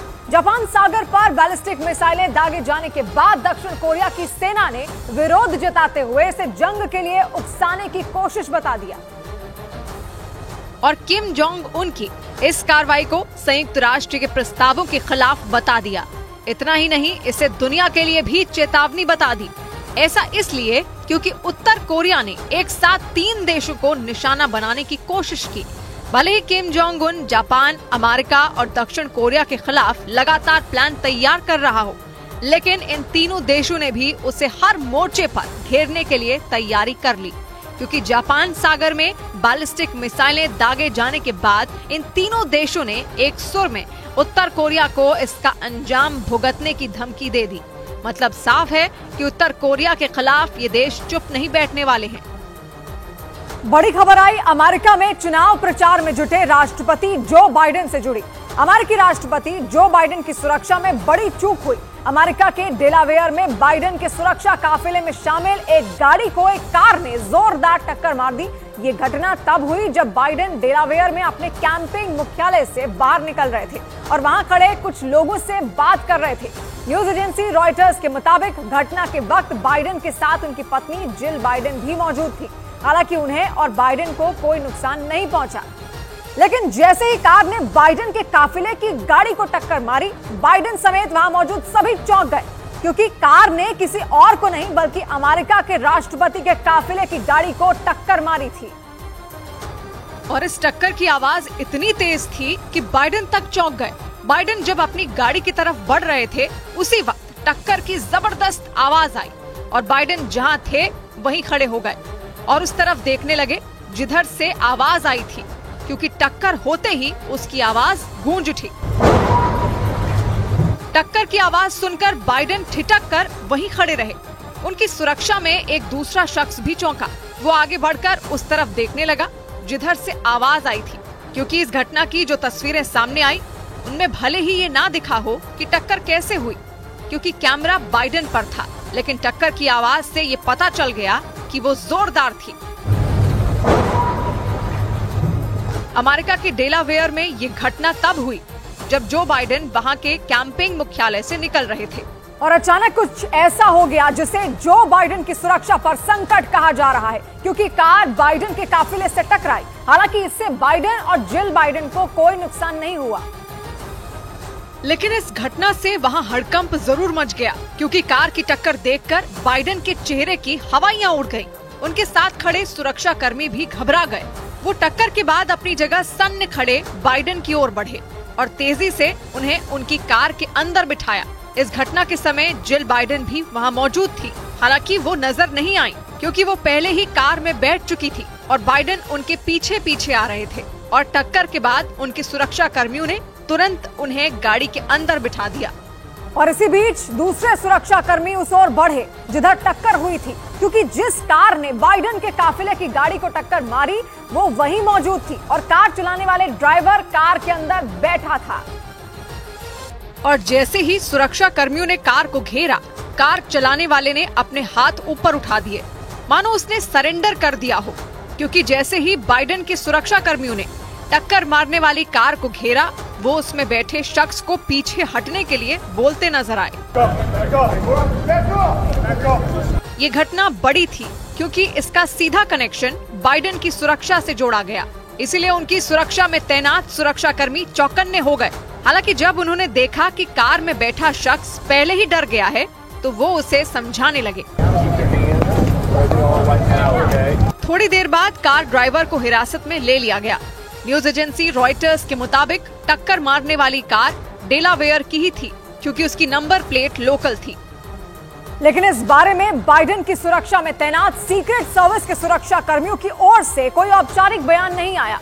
न्यूज एजेंसी रॉयटर्स के मुताबिक टक्कर रात के करीब 8 बजे हुई और उस वक्त बाइडेन डेलावेयर के अपने कैंपिंग हेडक्वार्टर से निकलकर अपनी गाड़ी की तरफ बढ़ रहे थे। उन्होंने हाथ हिलाकर सामने खड़े मीडिया का अभिवादन भी किया और उसी वक्त एक पत्रकार ने बाइडेन से सवाल पूछा कि वो पोल में ट्रंप से क्यों पिछड़ रहे हैं। बाइडेन ने इसका अपने अंदाज में जवाब भी दिया और आगे बढ़ गए। Mr. President, why are you losing to Trump in the polls? Delaware में बाइडेन का प्रचार मुख्यालय है। न्यूज एजेंसी रॉयटर्स के मुताबिक वो वहां से रात का खाना खाकर निकले ही थे कि तभी वहां ऐसी तेज आवाज सुनाई दी मानो धमाका हुआ हो।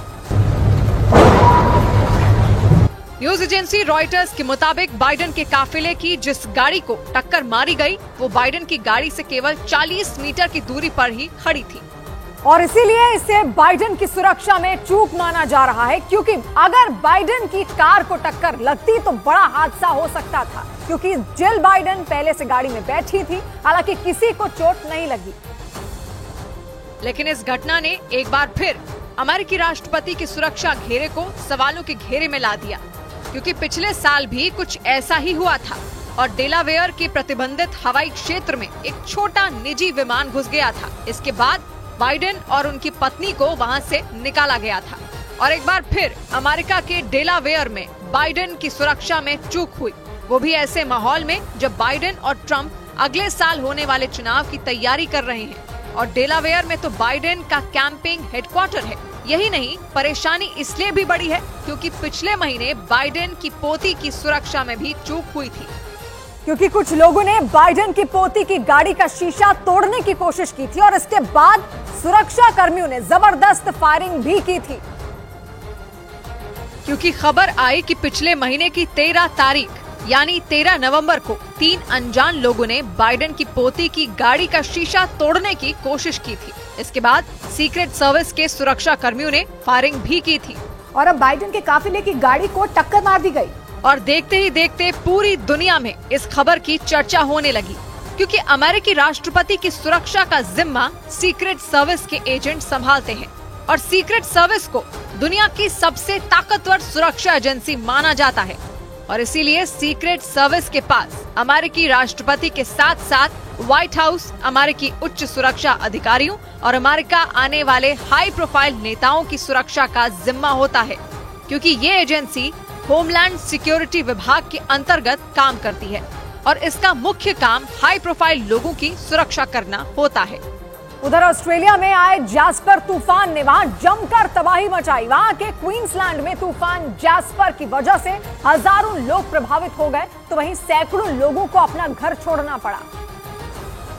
क्योंकि क्वींसलैंड में टकराए जैस्पर तूफान की वजह से वहां के कई इलाके पूरी तरह जलमग्न नजर आए। इसकी जो तस्वीरें सामने आई, उन्हें देखकर ऐसा लगा मानो पूरा शहर ही पानी पर बसा हो, क्योंकि जहां तक नजर घुमाई वहां तक सिर्फ पानी ही पानी नजर आया। वहां सड़कों का नामो निशान तक मिट गया, क्योंकि पानी ने हर तरफ अपना कब्जा जमा लिया। वहां के कई इलाकों में लोगों के घर आधे पानी में डूबे नजर आए और उसकी वजह से सैकड़ों लोगों को अपना घर छोड़ना पड़ा। वहां से आए एक तस्वीर में सड़क पर खड़ी कई गाड़ियां आधी से ज्यादा पानी में डूबी दिखी, क्योंकि जैस्पर तूफान के क्वींसलैंड से गुजर जाने के बाद भी वहां बारिश रुकने का नाम नहीं ले रही और उसकी वजह से वहां के कई इलाकों में घुटनों तक पानी भर गया। ऐसे में लोगों का घरों से निकलना तक मुश्किल हो गया, क्योंकि पानी भरने की वजह से वहां के एक इलाके में एक मगरमच्छ घुस गया और वो मगरमच्छ सड़क पर बहते पानी में तैरता नजर आया। इसका जो वीडियो सामने आया, उसमें कुछ लोग सड़क पर उस मगरमच्छ को देखकर हैरान हो गए और उसका वीडियो बनाने लगे। इसके बाद रेस्क्यू टीम वहां पहुंची और एक डंडे की मदद से उस मगरमच्छ को पानी से बाहर निकालने की कोशिश की, लेकिन जैसे ही वो डंडा उस मगरमच्छ को लगा, वो पानी में झटपटाने लगा और फिर काफी देर की कड़ी मशक्कत के बाद रेस्क्यू टीम ने आखिरकार उस मगरमच्छ को बाहर निकाल लिया। इसकी जो तस्वीरें आई, उसमें एक आदमी उस मगरमच्छ के मुंह पर रस्सी बांधकर उसे खींचता नजर आया, तो उसी वक्त तुरंत रेस्क्यू टीम के 2 लोगों ने उस मगरमच्छ के ऊपर बैठकर उसका मुंह बंद कर दिया और पुलिस की मदद से उसे पिंजरे में बांधकर वहां से ले गए।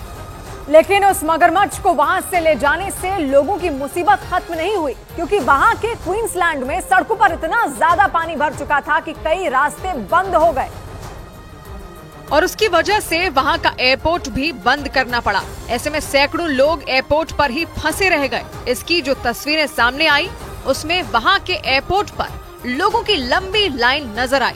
लगातार बारिश की वजह से उस एयरपोर्ट के बाहर खड़ी गाड़ियां आधी से ज्यादा पानी में डूबी नजर आईं।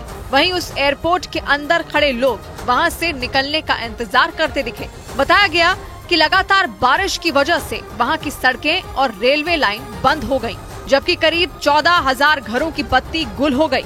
इसके अलावा वहां फंसे 300 से ज्यादा लोगों का रेस्क्यू भी किया गया, क्योंकि तूफान जैस्पर की वजह से वहां रिकॉर्ड तोड़ बारिश हुई। ऐसे में वहां रहने वाले लोगों की मुश्किलें बढ़ गईं। क्योंकि जब तूफान जैस्पर ऑस्ट्रेलिया के तट से टकराया, तो इसका सबसे ज्यादा असर वहां के क्वींसलैंड में ही देखने को मिला। क्वींसलैंड में तूफान ने इस कदर तबाही मचाई कि कई लोग बेघर हो गए, जबकि हजारों लोग बिना बिजली के रहने को मजबूर हो गए, क्योंकि तूफान जैस्पर की वजह से क्वींसलैंड में तेज हवाओं के साथ लगातार बारिश हुई। मौसम विभाग के मुताबिक जैस्पर तूफान दक्षिणी प्रशांत महासागर के छोटे से देश फिजी से निकलकर दक्षिण पश्चिम की ओर बढ़ा, जहां वो ऑस्ट्रेलिया के तट से टकराया और उसका सबसे ज्यादा प्रभाव वहां के क्वींसलैंड में देखा गया। तूफान के क्वींसलैंड में ही टकराते ही वहां जोरदार बारिश हुई और कई इलाके पूरी तरह जलमग्न हो गए। ऐसे में कई लोग अपने ही घरों में फंस गए क्योंकि लगातार बारिश की वजह से उनके घर आधे से ज्यादा पानी में डूब गए। इधर मिले जुले ग्लोबल संकेतों के बीच भारतीय शेयर बाजार में कमजोरी रही और कई दिनों की तेजी के बाद बाजार हल्की गिरावट के साथ बंद हुआ। हालांकि इस दौरान मिड कैप और स्मॉल कैप शेयरों का प्रदर्शन अच्छा रहा, लेकिन रियल्टी और बैंक समेत कुछ दूसरे सेक्टर के शेयरों में गिरावट रही, जिससे बॉम्बे स्टॉक एक्सचेंज का सेंसेक्स 168 अंक गिरकर 71,315 पर बंद हुआ, जबकि निफ्टी 38 अंकों की गिरावट के साथ 21,418 के स्तर पर पहुंच गया। और शेयर बाजार की खबर तो आपको कई जगह मिल जाएगी, लेकिन शेयर बाजार का एक्सपर्ट आपको बनाएगा सिर्फ मनी कंट्रोल प्रो। अच्छे बच्चे सब खाते हैं, अच्छे बच्चे सब खाते हैं, कहकर जूठन पकड़ाते हैं। सौभाग्य की एक बात कही सज्जन ने, कर्मों से दिल छलनी कर वो बातों से मन बहलाते हैं। तो मिलते हैं कल, जब घड़ी इशारा करेगी 9 बजे रात का। वक्त होगा सौभाग्य की एक बात का।